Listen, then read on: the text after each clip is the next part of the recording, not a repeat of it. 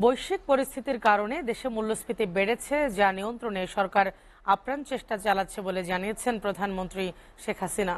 জাতীয় এসএমই শিল্প পণ্য মেলার উদ্বোধনী অনুষ্ঠানে কথা বলেন তিনি।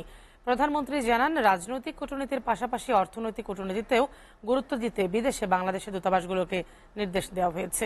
তরুণদের উদ্যোক্তা হিসেবে গড়ে তুলতে সরকার কাজ করছে বলেও জানান শেখ হাসিনা। নূর উদ্দিন খানের প্রতিবেদন। রাজধানীর আগারগাঁয়ের বঙ্গবন্ধু আন্তর্জাতিক সম্মেলন কেন্দ্রে শুরু হলো 7 দিনের জাতীয় ক্ষুদ্র ও মাঝারি শিল্প পণ্য মেলা। 11তম আসরের উদ্বোধন করেন প্রধানমন্ত্রী শেখ হাসিনা। পুরস্কার গ্রহণ করতে মঞ্চে আসছেন।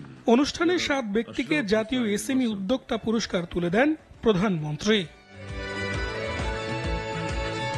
এ সময় তিনি বলেন, শুধু চাকরি খোঁজা নয়, উদ্যোক্তা হয়ে অন্যদের কর্মসংস্থানের সুযোগ করে দিতে হবে।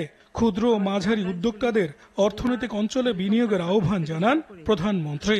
বাংলাদেশের বিভিন্ন খাতে আমরা বেসরকারি খাতকে আরো সুযোগ সৃষ্টি করে দিই এবং উদ্যোক্তা হিসেবে আমাদের তরুণ সমাজ যাতে গড়ে ওঠে। যেহেতু আমরা নারী উদ্যোক্তাদের জন্য বিশেষ সুবিধা দিচ্ছি, এসএমই ফাউন্ডেশনেও বিশেষ সুবিধা দেওয়া হচ্ছে, তাহলে তো আমি মনে করি যে আমাদের পুরুষরাও ঘরের বোন নামে বা বোনের নামে কারো নামে এই এসএমই ফাউন্ডেশনে যুক্ত হতে পারেন।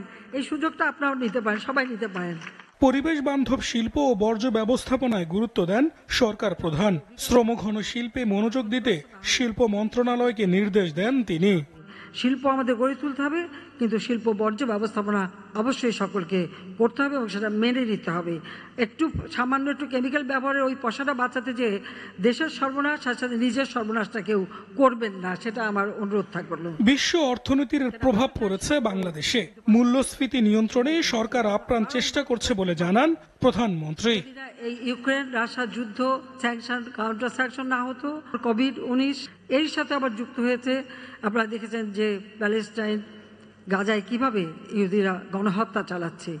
তার এরপর পণ্য পরিবহন, সঞ্চালন, বিদেশের প্রত্যেকটা জিনিসের দাম, যেগুলো আমাদের আমদানি করতে হয়, সব কিছুর দাম বেড়েছে, যার একটা প্রভাব আমাদের দেশে পড়ছে, যেটা মূল্যস্ফীতিতে বিরাটভাবে বাধা সৃষ্টি করছে। মূল্যস্ফীতি বৃদ্ধি পেয়েছে।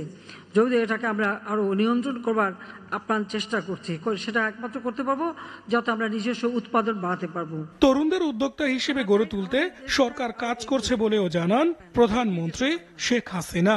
আমাদের দেশে নারী পুরুষ সকলকেই যদি আমরা উদ্যোক্তা হিসেবে তৈরি করতে পারি, তাহলে সমানভাবে দেশটা দ্রুত উন্নত হবে। নূর উদ্দিন খান, এসএটিভি, ঢাকা।